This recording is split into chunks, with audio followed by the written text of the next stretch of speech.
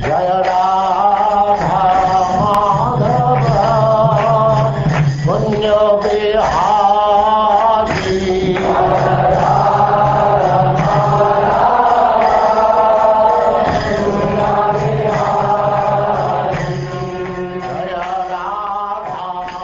And now, Chapter 24, The Subterranean Heavenly Planets.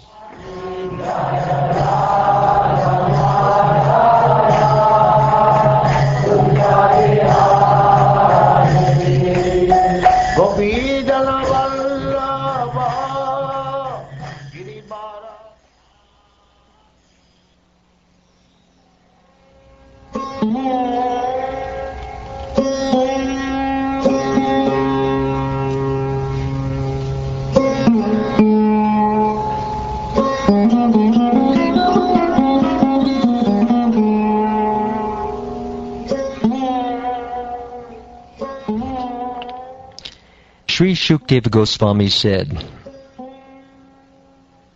My dear king, some historians, the speakers of the Puranas, say that 10,000 yojanas, or 80,000 miles below the sun, is the planet known as Rahu, which moves like one of the stars.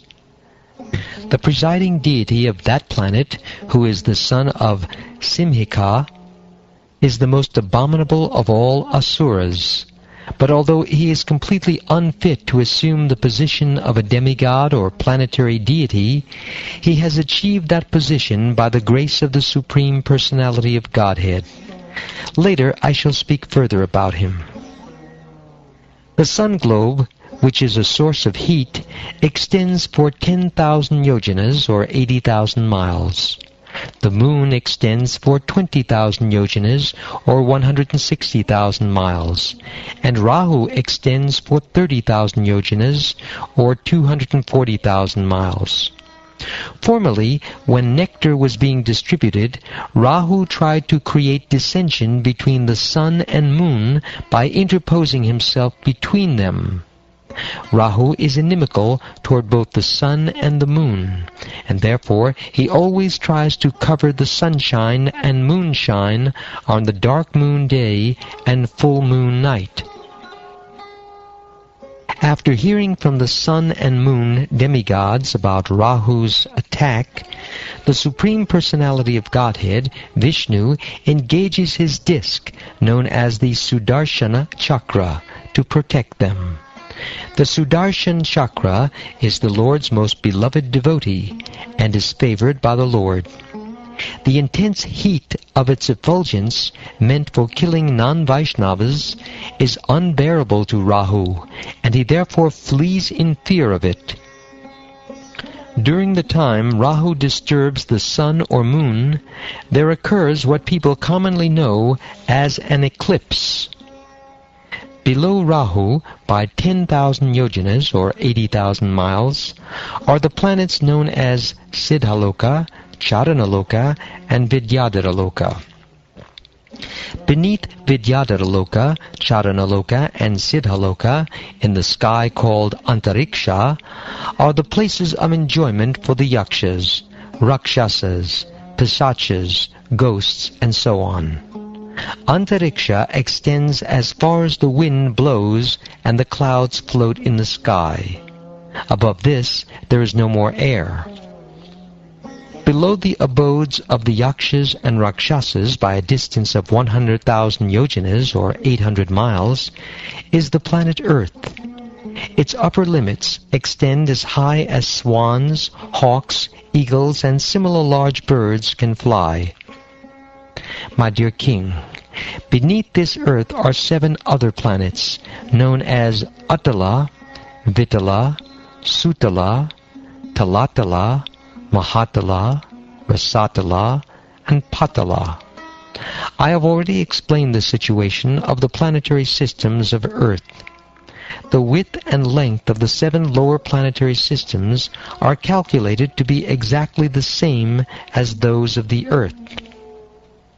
In these 7 planetary systems, which are also known as the subterranean heavens, or Bilasvarga, There are very beautiful houses, gardens, and places of sense enjoyment, which are even more opulent than those in the higher planets, because the demons have a very high standard of sensual pleasure, wealth, and influence. Most of the residents of these planets, who are known as Daityas, Danavas, and Nagas, live as householders. Their wives, children, friends, and society are all fully engaged in illusory material happiness. The sense enjoyment of the demigods is sometimes disturbed, but the residents of these planets enjoy life without disturbances. Thus they are understood to be very attached to illusory happiness.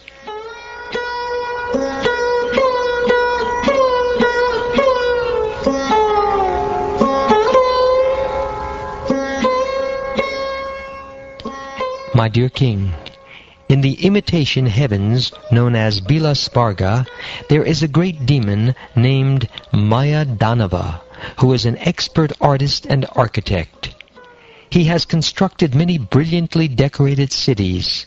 There are many wonderful houses, walls, gates, assembly houses, temples, yards, and temple compounds, as well as many hotels serving as residential quarters for foreigners. The houses for the leaders of these planets are constructed with the most valuable jewels, and they are always crowded with living entities known as Nagas and Asuras, as well as many pigeons, parrots, and similar birds. All in all, these imitation heavenly cities are most beautifully situated and attractively decorated. The parks and gardens in the artificial heavens surpass in beauty those of the upper heavenly planets. The trees in those gardens, embraced by creepers, bend with a heavy burden of twigs with fruits and flowers, and therefore they appear extraordinarily beautiful. That beauty could attract anyone and make his mind fully blossom in the pleasure of sense gratification. There are many lakes and reservoirs with clear, transparent water, agitated by jumping fish and decorated with many flowers, such as lilies, kuvalayas, kalaras, and blue and red lotuses. Pairs of chakravakas and many other water birds nest in the lakes and always enjoy in a happy mood, making sweet, pleasing vibrations that are very satisfying and conducive to enjoyment of the senses. Since there is no sunshine in those subterranean planets, time is not divided into days and nights, and consequently fear produced by time does not exist. Many great serpents reside there with gems on their hoods, and the effulgence of these gems dissipates the darkness in all directions. Since the residents of these planets drink and bathe in juices and elixirs made from wonderful herbs, they are freed from all anxieties and physical diseases. They have no experience of gray hair, wrinkles, or invalidity. Their bodily lusters do not fade, their perspiration does not cause a bad smell, and they are not troubled by fatigue or by lack of energy or enthusiasm due to old age. They live very auspiciously and do not fear death from anything but death's established time, which is the effulgence of the Sudarshan Chakra of the Supreme Personality of Godhead. When the Sudarshan disc enters those provinces, the pregnant wives of the demons all have miscarriages due to fear of its effulgence. My dear King, now I shall describe to you the lower planetary systems one by one, beginning from Atala. In Atala, there is a demon, the son of Mayadanava, named Bala, who created 96 kinds of mystic power.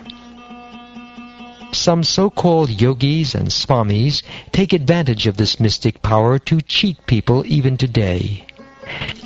Simply by yawning, the demon Bala created 3 kinds of women, known as Svairani, Kamini, and Pumshchali. The Svairanis like to marry men from their own group. The Kaminis marry men from any group, and the Pumshchalis change husbands one after another. If a man enters the planet of Atala, these women immediately capture him and induce him to drink an intoxicating beverage made with a drug known as hatika or cannabis indica. This intoxicant endows the man with great sexual prowess, of which the women take advantage for enjoyment. A woman will enchant him with attractive glances, intimate words, smiles of love, and then embraces. In this way she induces him to enjoy sex with her to her full satisfaction. Because of his increased sexual power, the man thinks himself stronger than 10,000 elephants, and considers himself most perfect. Indeed, illusioned and intoxicated by false pride, he thinks himself God, ignoring impending death. The next planet below Atala is Vitala, wherein Lord Shiva, who is known as the Master of Gold Mines, lives with his personal associates, the ghosts and similar living entities. Lord Shiva, as the progenitor, engages in sex with Bhavani, the progenitress, to produce living entities, and from the mixture of their vital fluid, the river named Hatiki is generated. When fire, being made to blaze by the wind, drinks of this river, and then sizzles and spits it out, it produces gold called Hatika. The demons who live on that planet with their wives decorate themselves with various ornaments made from that gold, and thus they live there very happily. Below the planet Vitala is another planet known as Sutala, where the great son of Maharaj Virochana, Bali Maharaj, who is celebrated as the most pious king, resides even now. For the welfare of Indra, the king of heaven, Lord Vishnu appeared in the form of a dwarf, Brahmachari, as the son of Aditi, and tricked Bali Maharaj by begging for only 3 paces of land, but taking all the 3 worlds. Being very pleased with Bali Maharaj for giving all his possessions, the Lord returned his kingdom and made him richer than the opulent King Indra. Even now, Bali Maharaj engages in devotional service by worshipping the Supreme Personality of Godhead in the planet of Sutala. My dear King, Bali Maharaj donated all his possessions to the Supreme Personality of Godhead, Vamanadev. But one should certainly not conclude that he achieved his great worldly opulence in Bilasvarga as a result of his charitable disposition. The Supreme Personality of Godhead, who is the source of life for all living entities, lives within everyone as the friendly Supersoul, and under his direction a living entity enjoys or suffers in the material world. Greatly appreciating the transcendental qualities of the Lord, Bali Maharaj offered everything at his lotus feet. His purpose, however, was not to gain anything material, but to become a pure devotee. For a pure devotee, the door of liberation is automatically opened. One should not think that Bali Maharaj was given so much material opulence merely because of his charity. When one becomes a pure devotee in love, he may also be blessed with a good material position by the will of the Supreme Lord. However, one should not mistakenly think that the material opulence of a devotee is the result of his devotional service. The real result of devotional service is the awakening of pure love for the Supreme Personality of Godhead, which continues under all circumstances. If one who is embarrassed by hunger, or who falls down, or stumbles, chants the holy name of the Lord even once, willingly or unwillingly, he is immediately freed from the reactions of his past deeds. Karmis entangled in material activities face many difficulties in the practice of mystic yoga and other endeavors to achieve that same freedom. The Supreme Personality of Godhead, who is situated in everyone's heart as the Supersoul, sells himself to his devotees, such as Narad Muni. In other words, the Lord gives pure love to such devotees and gives himself to those who love him purely. Great self-realized mystic yogis, such as the four Kumaras, also derive great transcendental bliss from realizing the Supersoul within themselves. The Supreme Personality of Godhead did not award his mercy to Bali Maharaj by giving him material happiness and opulence, for these make one forget loving service to the Lord. The result of material opulence is that one can no longer absorb his mind in the Supreme Personality of Godhead. When the Supreme Personality of Godhead could see no other means of taking everything away from Bali Maharaj, he adopted the trick of begging from him and took away all the three worlds. Thus only his body was left, but the Lord was still not satisfied. He arrested Bali Maharaj, bound him with the ropes of Varuna, and threw him in a cave in a mountain. Nevertheless, although all his property was taken, and he was thrown into a cave, Bali Maharaj was such a great devotee that he spoke as follows. Alas, how pitiable it is for Indra, the king of heaven, that although he is very learned and powerful, and although he chose Brihaspati as his prime minister to instruct him, he is completely ignorant concerning spiritual advancement. Brihaspati is also unintelligent because he did not properly instruct his disciple Indra. Lord Vamanadev was standing at Indra's door, but King Indra, instead of begging him for an opportunity to render transcendental loving service, engaged him in asking me for alms to gain the three worlds for his sense gratification. Sovereignty over the three worlds is very insignificant, because whatever material opulence one may possess lasts only for an age of Manu, which is but a tiny fraction of endless time. My grandfather, Prahlad Maharaj, is the only person who understood his own self-interest. Upon the death of Prahlad's father, Hiranyakashipu, Lord Nrsingadev wanted to offer Prahlad his father's kingdom, and even wanted to grant him liberation from material bondage, but Prahlad accepted neither. Liberation and material opulence, he thought, are obstacles to devotional service, and therefore such gifts from the Supreme Personality of Godhead are not his actual mercy. Consequently, instead of accepting the results of karma and jnana, Prahlad Maharaj simply begged the Lord for engagement in the service of his servant.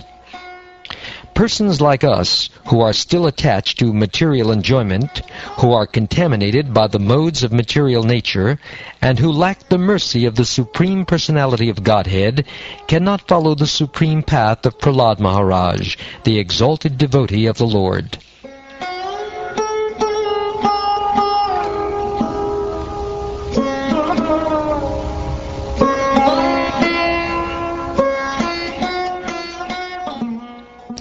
Shukdeva Goswami continued, My dear king, how shall I glorify the character of Bali Maharaj? The Supreme Personality of Godhead, the Master of the three worlds, who is most compassionate to his own devotee, stands with club in hand at Bali Maharaj's door. When Ravan, the powerful demon, came to gain victory over Bali Maharaj, Vamanadev kicked him a distance of 80,000 miles with his big toe. I shall explain the character and activities of Bali Maharaj later in the 8th canto of Srimad Bhagavatam. Beneath the planet known as Sutala is another planet called Talatala, which is ruled by the Danava demon named Maya. Maya is known as the Acharya or master of all the Mayavis, who can invoke the powers of sorcery. For the benefit of the three worlds, Lord Shiva, who is known as Tripurari, once set fire to the three kingdoms of Maya, but later, being pleased with him, he returned his kingdom. Since that time, Maya Danava has been protected by Lord Shiva, and therefore he falsely thinks that he need not fear the Sudarshan Chakra of the Supreme Personality of Godhead. The planetary system below Talatala is known as Mahatala. It is the abode of many hooded snakes, descendants of Kadru, who are always very angry. The great snakes who are prominent are Kuhaka, Takshaka, Kaliya, and Sushena. The snakes in Mahatala are always disturbed by fear of Garuda, the carrier of Lord Vishnu, but although they are full of anxiety, some of them nevertheless sport with their wives, children, friends, and relatives. Beneath Mahatala is the planetary system known as Rasatala, which is the abode of the demoniac sons of Diti and Danu. They are called Panis, Nivatakavachas, Kalayas, and Hiranya Puravasis, those living in Hiranyapura. They are all enemies of the demigods, and they reside in holes like snakes. From birth they are extremely powerful and cruel, and although they are proud of their strength, they are always defeated by the Sudarshan Chakra of the Supreme Personality of Godhead, who rules all the planetary systems. When a female messenger from Indra named Sarama chants a particular curse, the serpentine demons of Mahatala become very afraid of Indra. Beneath Rasatala is another planetary system known as Patala or Nagaloka, where there are many demoniac serpents, the masters of Nagaloka, such as Shanka, Kulaka, Mahashanka, Shveta, Dhananjaya, Dhritarashtra, Sankachuda, Kambala, Ashvatara, and Devadatta. The chief among them is Vasuki. They are all extremely angry, and they have many hoods. Some snakes 5 hoods, some 7, some 10, others 100, and others 1,000. These hoods are bedecked with valuable gems, and the light emanating from the gems illuminates the entire planetary system of Bila Svarga.